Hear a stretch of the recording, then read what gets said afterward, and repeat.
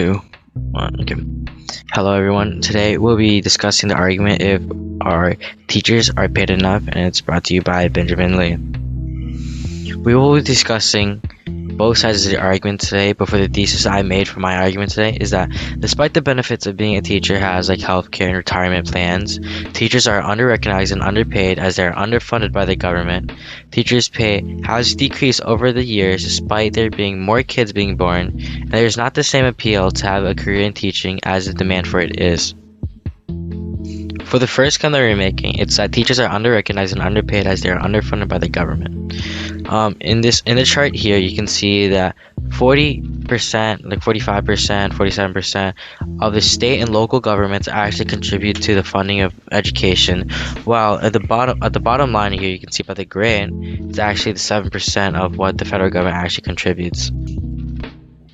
Some counter arguments that a person may make about the claim that I made is that education actually gets a lot of money. In this particular case, it's $57.8 billion in the 2019 to 2020 year.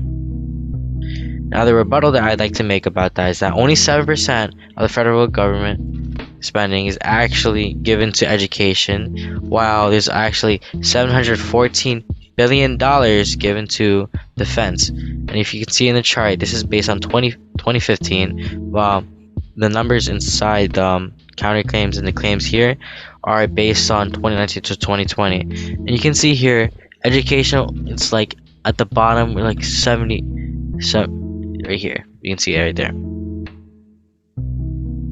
For the second claim that I'm making, is that teachers' pay has decreased over the years despite there being more kids being born. Now, the fact that kids are being born more often now, it should make sense that there should be more teachers to teach all the kids that are actually being born. In the top right corner, you can see there's a chart of the population, and it's actually spiked so high that it's actually going exponentially up that way. And if you look at the bottom here, you can see on the top, this is a line of other graduates and how their pay is increasing, while at the bottom, this is teachers' pay over the years. You can see the years at the bottom, it's actually stayed stagnant. It hasn't actually grown at all, despite there being kids being born. A counterclaim that someone might make is that the wages are actually being increased due to inflation, which means that they're actually earning more money, and that's actually not the case. Despite inflation, the teachers are actually still getting underpaid. If you look at this chart here, it starts at 0 on top here and it's still decreasing, and the big jump here is them losing money, and it still drops here, because if you look at the left side of the chart, it starts with 0 and it's decreasing money over the years, and these are the years here. For the third claim, there's actually not the same appeal to have a career in teaching as the demand for it is, and it's actually decreased over the years.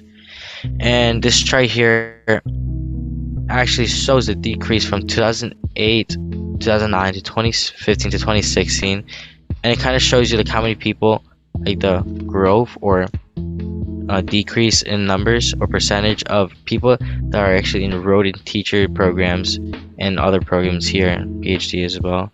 So it's actually like a large decrease in how many people actually want to teach and how many people want to learn to go to teach. So the counterclaim that a person might make for the last claim is that the benefits of teaching are that they get to teach future generations, as well as medical coverage should entice people to teach, as the insurance that they get is probably covered by their jobs. Now, the final rebuttal statement for that is that there's actually a decrease in teachers as the pay is insufficient, and also the benefits are actually lackluster for actually what they work. And for the sources, Emma Gracie and Christina Maxoris, in their website, they did numerous interviews of teachers, and they gathered this information that many teachers actually feel the same way about this statement being made.